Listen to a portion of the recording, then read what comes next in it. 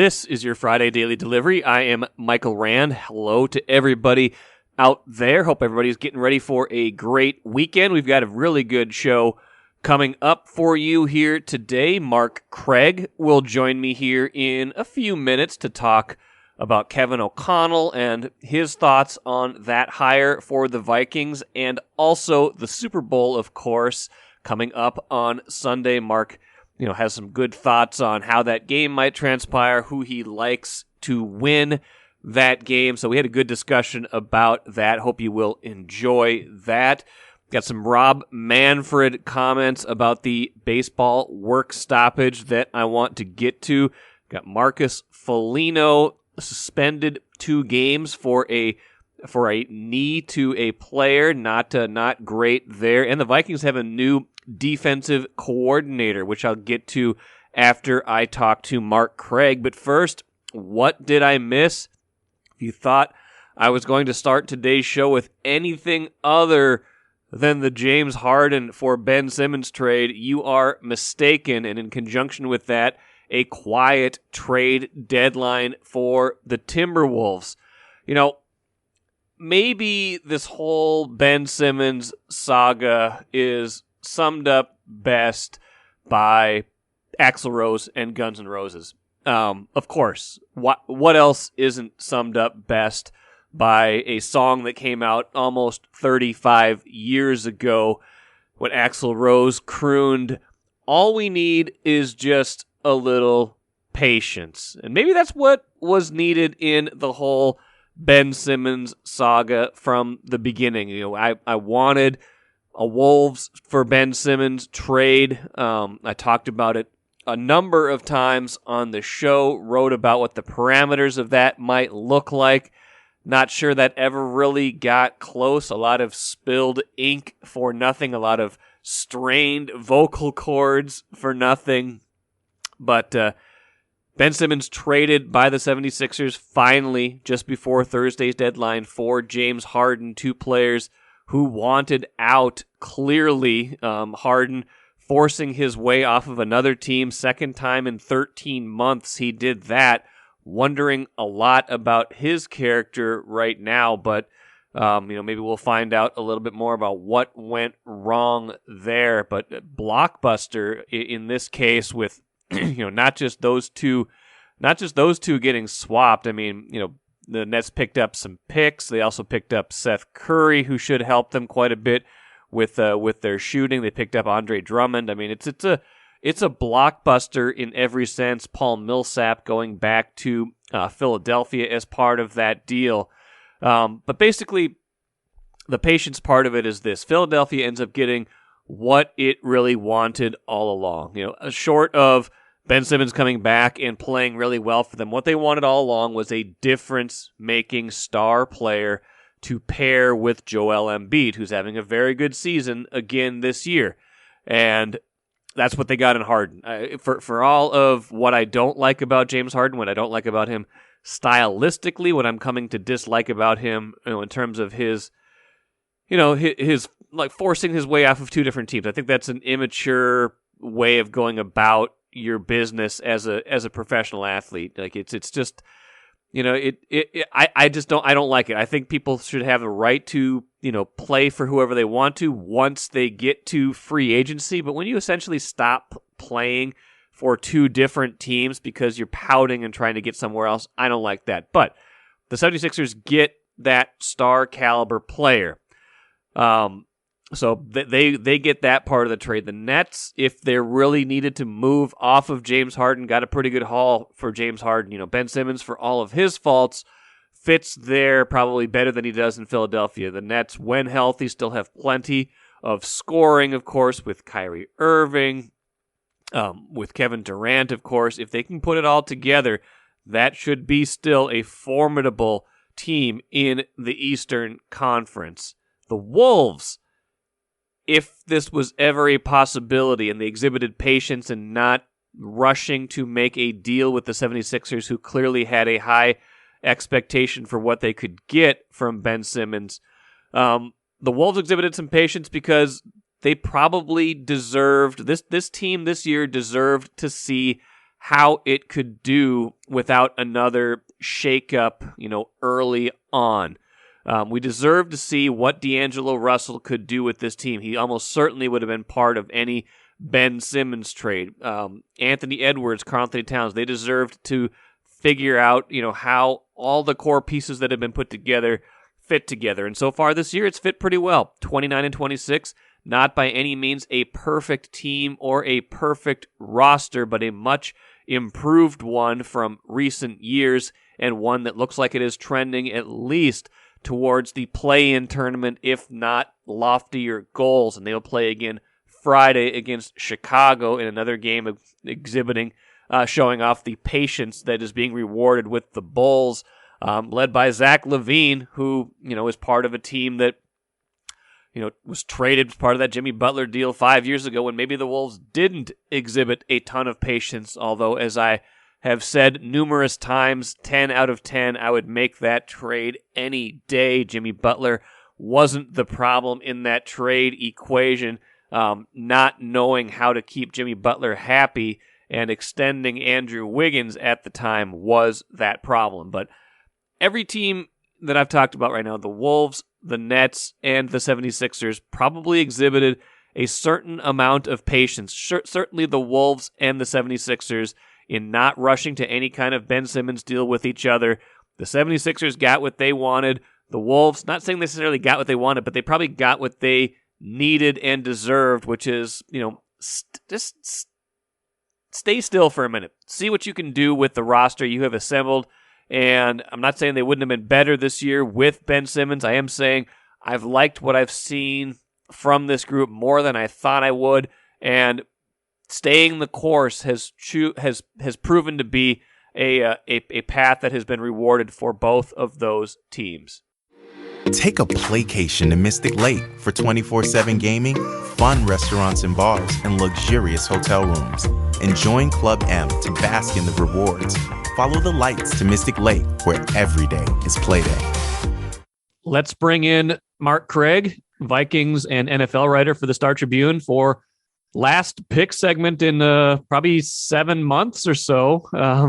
We won't crank this up for a while again until the next NFL season. But before we do that, it is Super Bowl time on Sunday. Bengals against the Rams. Some extra intrigue, I would imagine, locally, just because Kevin O'Connell, the Vikings head coach in waiting, is, of course, the offensive coordinator for the Rams.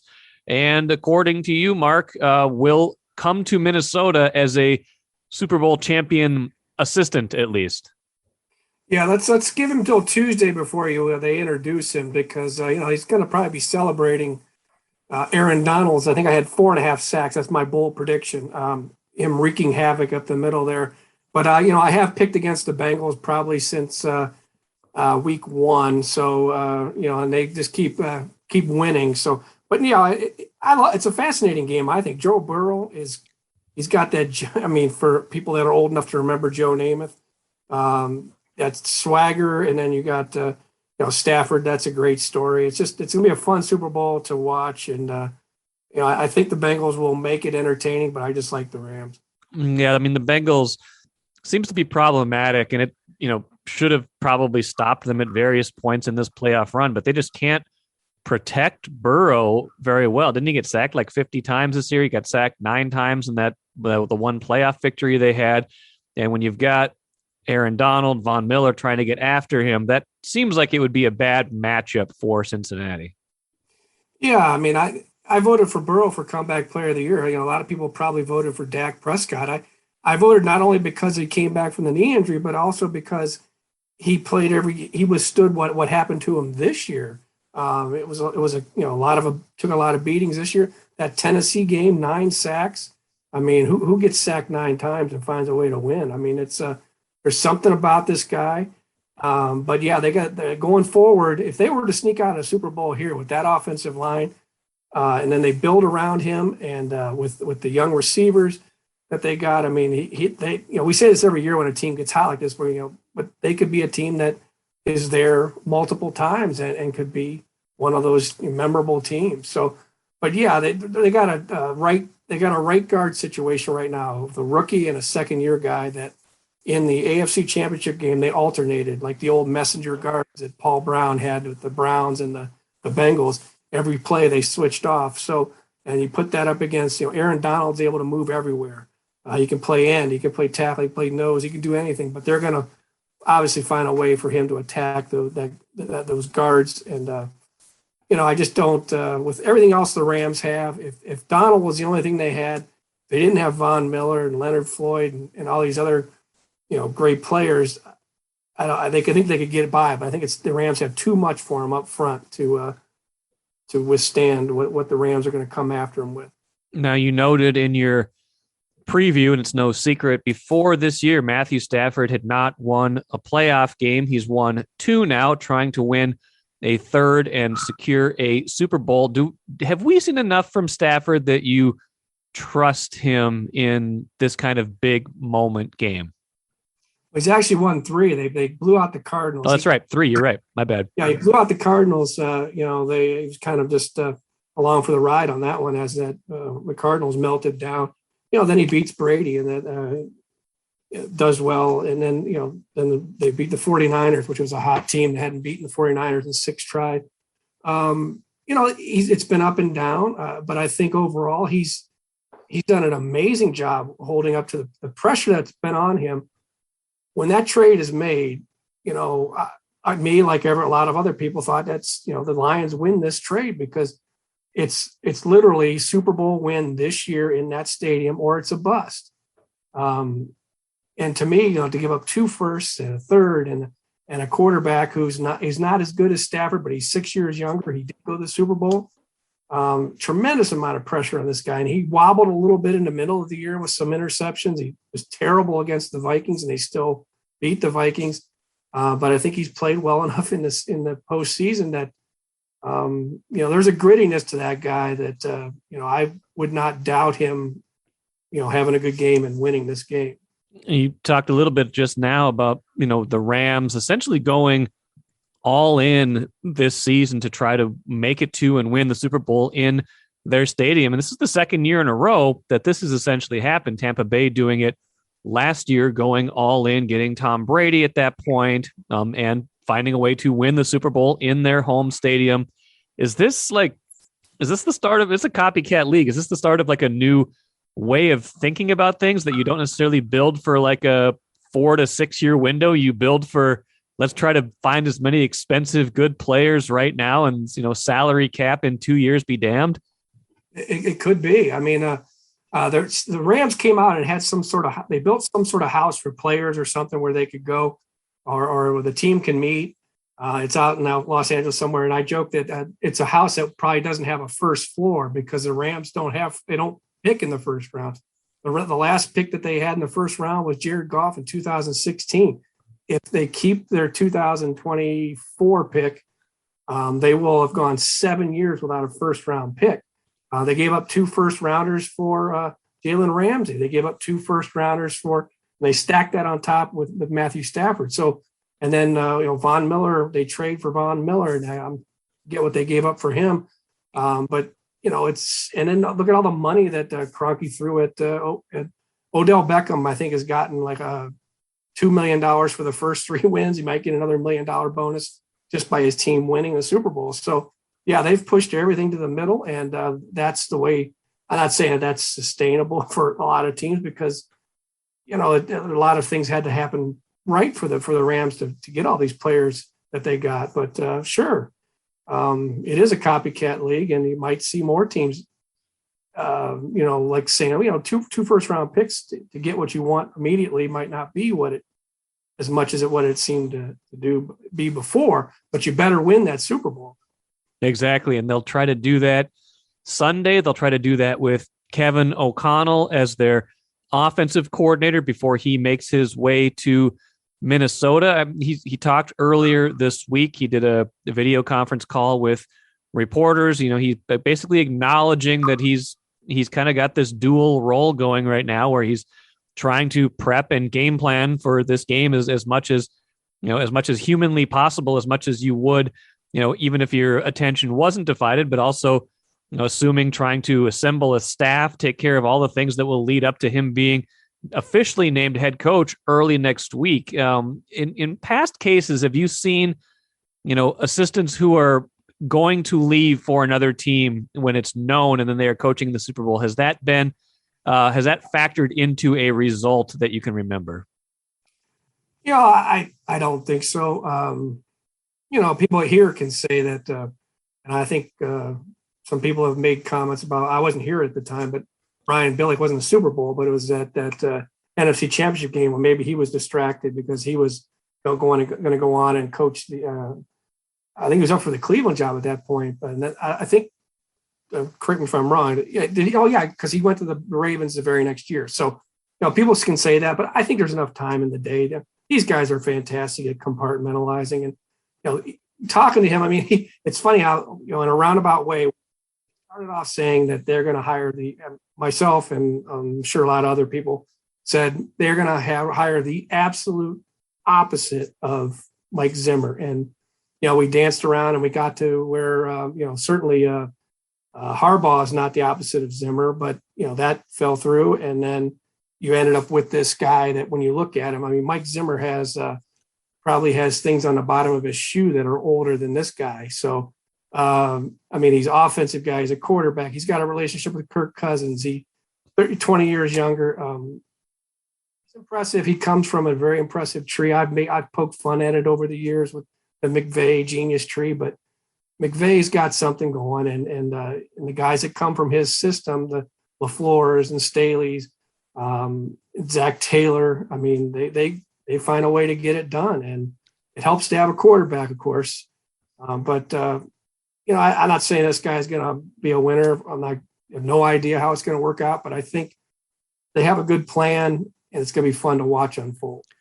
Now, I had Brad Childress on the podcast a couple of weeks ago, and we got to talking about Kirk Cousins and what his thoughts are on Cousins. And he was pretty measured. I think he likes Kirk Cousins. And he also said, as thinking about any kind of offseason trade that the Vikings might consider, said, just be careful what you wish for, because whenever you don't have that guy, you're always looking for that guy when it comes to quarterback. And I'm curious what Kevin O'Connell really thinks about Kirk Cousins, having spent that year in Washington, that final year of Cousins' Washington career in 2017. O'Connell was the quarterback's coach there. Curious to see how that relationship factors into whatever the Vikings might do with Kirk Cousins this offseason, and just the fact that O'Connell was a quarterback and knows the importance of that position. Well, yeah, Childress and I have talked about that too, and he said their problems wasn't the quarterback. It was kind of like whoever had the ball last is going to win. At least when I was talking to him, how the season was going. To me, it's funny because it's 2017. His relationship with Kirk Cousins is Kirk Cousins throwing 27 touchdowns, 5 interceptions, over 4,000 yards, all the numbers you want, but he was 7-9. So it was like the Kirk Cousins season. That's not to say it was a Kirk Cousins' fault, but that 500, just below 500 mark has followed him his entire career. It contributed to 2 guys getting fired. I do agree that I think they'll keep him now that they got this. I think there's a relationship there. I think the system will be favorable to Cousins. And I feel like, unless somebody just may say the Rams win and somebody bowls you over with some crazy offer. I mean, I think the Vikings will listen to offers, but I don't think it'll be good enough for them to get rid of him.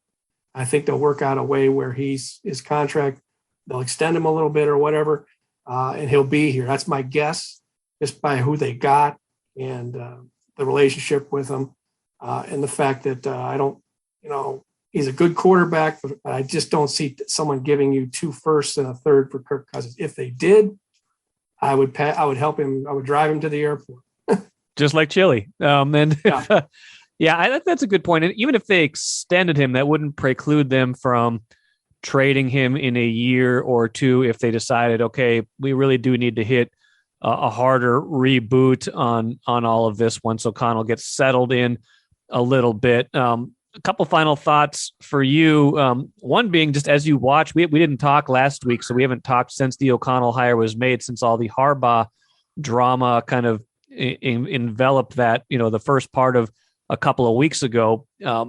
As you kind of watched that, perhaps, from relatively close, but from a distance too. What did you make of the kind of dance with Jim Harbaugh that ultimately resulted in them going a different direction? Well, maybe it's just because I've seen this stuff so much before. I just never believed that he was going to sign. I thought like maybe some people in Florida thought that he was working the system to get the Dolphins owner off the hook on getting him as a head coach. That they were just kind of playing the Vikings. I liked that the Vikings kicked tires on him.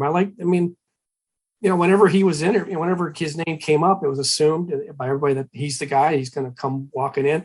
The Vikings never said that. The Vikings in this new system that they got going under Kwesi, we're gonna look at all avenues, and they did, and that was an extreme right turn avenue to me. Even though that Kwesi had the relationship with him from San Francisco, if Harbaugh came in here, it was not going to be this collaborative thing. It was going to be Harbaugh's way, or probably or he'd leave, or so they kicked the tires on it. It didn't.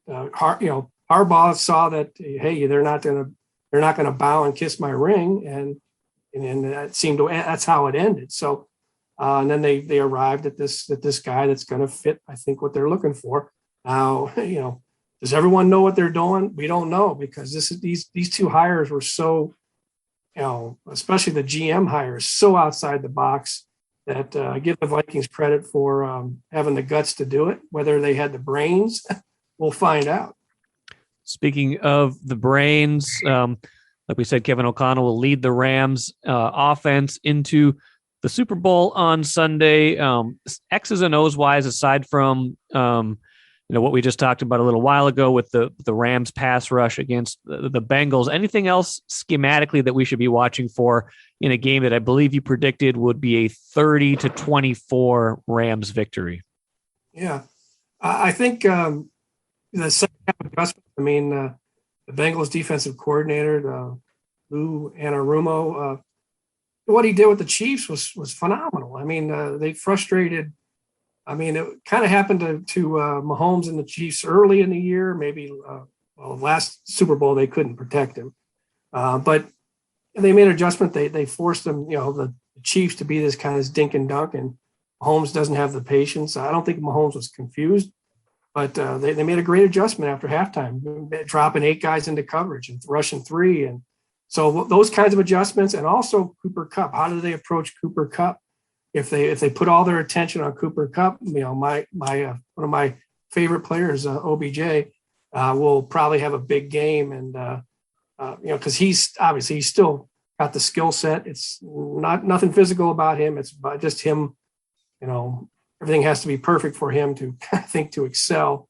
And he's got that perfect situation. So if Cooper Kupp is taken out of the game for some reason, then, Odell Beckham could have a memorable Super Bowl. That's going to be kind of a fun thing to watch, how the Bengals approach that. And also how the Rams approach, if they don't get to the quarterback, how do the Rams handle all those receivers and Jamar Chase and his speed?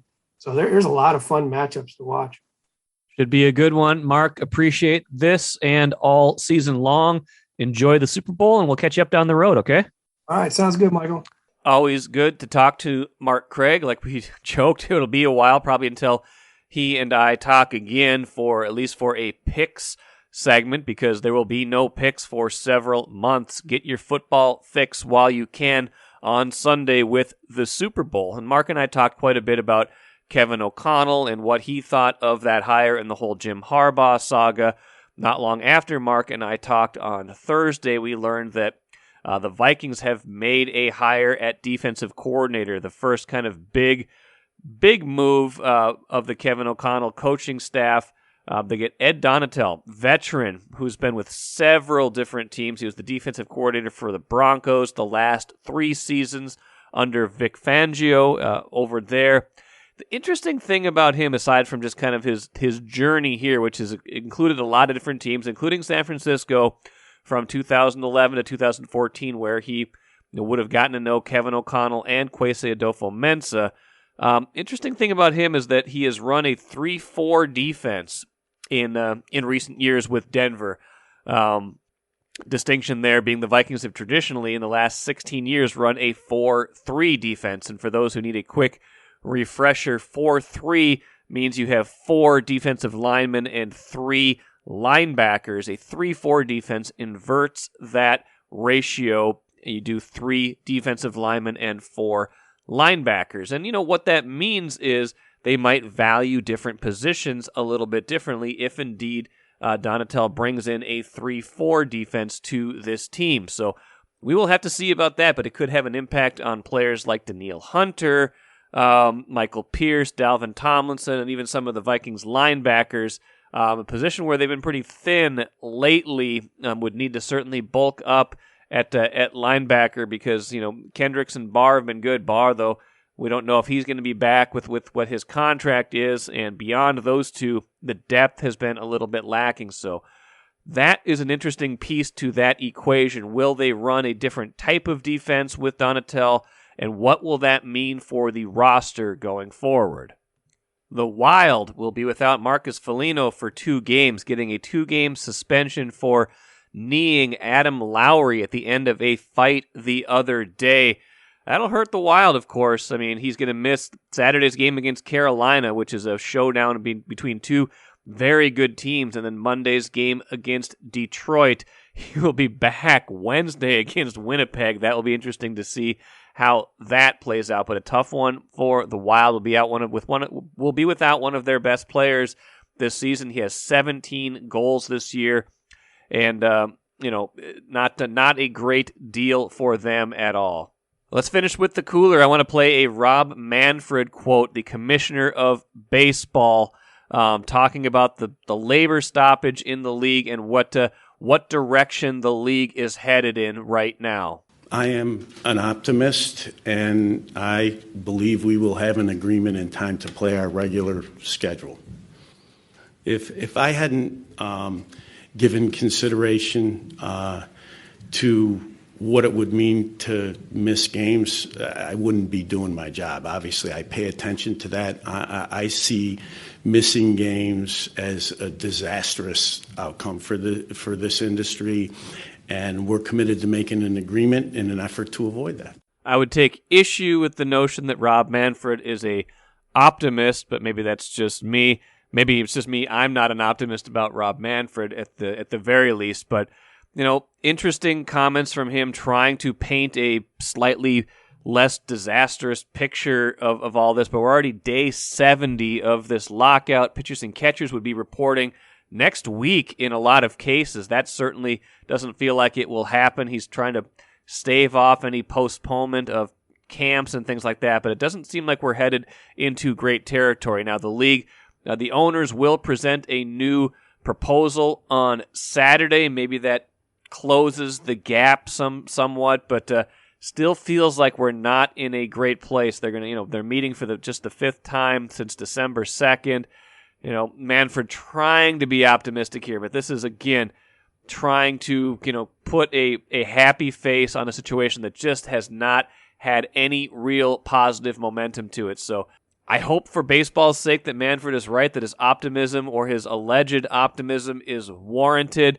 I just don't see it right now. I feel like the sides are too far apart to feel like this is going to get resolved anytime soon. But, I do agree with the one thing he said, that this, you're always one breakthrough away from, settling these things. So we will see about that. But I am not the optimist that Rob Manfred claims to be. That will do it for today. Thanks for listening all week. We'll be back at it next week with tons of good stuff. I'm sure Royce and I will talk about the Super Bowl on Monday on top of many other things. Have a great weekend. Be back at it again on Monday.